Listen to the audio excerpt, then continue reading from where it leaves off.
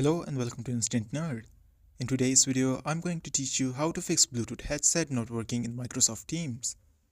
If this video helps you, then consider subscribing and liking the video. Open search and type settings, then click on it. On the left hand side, click privacy and security.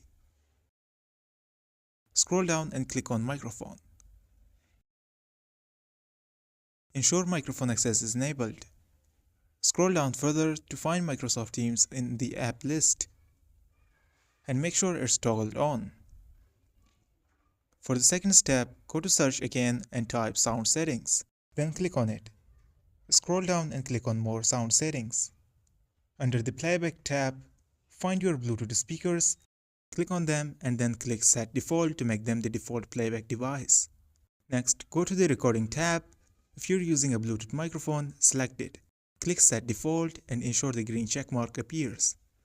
Click OK to save the changes. Finally, ensure the correct microphone is selected in the Microsoft Teams app.